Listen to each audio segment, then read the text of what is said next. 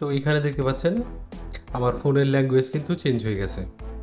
তো আপনার ফোনের ল্যাঙ্গুয়েজ যদি চেঞ্জ হয়ে যায় আপনার কাছে অথবা আপনার বাচ্চার কাছে অথবা কারো কাছে ফোন দিয়েছিলেন অথবা আপনার অজান্তেই ল্যাঙ্গুয়েজ চেঞ্জ হয়ে গেছে, আপনি বুঝতে পারতেছেন না, এরকম আসতেছে। দেখতে পাচ্ছেন সকল প্রকার লেখা কিন্তু অন্য একটা ভাষা হয়ে গেছে, ভাষাটা আমরা বুঝতে পারতেছি না। এখন নর্মাল আমরা এটাকে ইংরেজি কেমন করে করব সেটা দেখাবো এই ভিডিওতে। তো আমরা তো ভাষা বুঝতেছি না, কিন্তু আমরা তো চিহ্ন চিনি। যেমন এটা হচ্ছে সেটিংস, ঠিক আছে? তো আপনার ফোনে এরকম থাকবে, সেটিংসের চিহ্ন একটাই থাকে, সেটিংসের চিহ্ন পাল্টাবে না, শুধু নাম পাল্টাবে।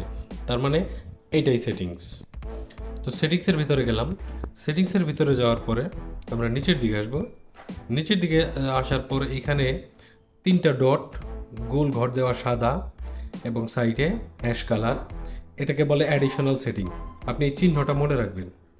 এই চিহ্নটা মনে রাখলে আপনি খুব সহজেই ল্যাঙ্গুয়েজ চেঞ্জ করতে পারবেন। এইখানে 3 ডট অ্যাশ কালার, এইটা আমরা ক্লিক করলাম, এটা হচ্ছে অ্যাডিশনাল সেটিং।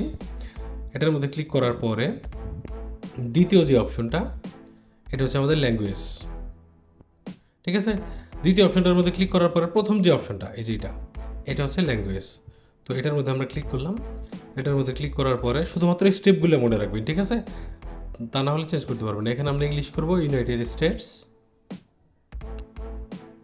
তো আমরা এটা দিয়ে দিলাম। দেখতে পাচ্ছেন এখানে কিন্তু আমার ল্যাঙ্গুয়েজ ইউনাইটেড স্টেটস চেঞ্জ হয়ে গেল, আমাদের ইংলিশ কিন্তু হয়ে গেল, ঠিক আছে? এইভাবে খুব সহজে আপনার ফোনের ল্যাঙ্গুয়েজ যদি চেঞ্জ হয়ে যায় আপনি সেটাকে আবার আগের মতো ইংলিশে ফিরিয়ে নিতে পারবেন।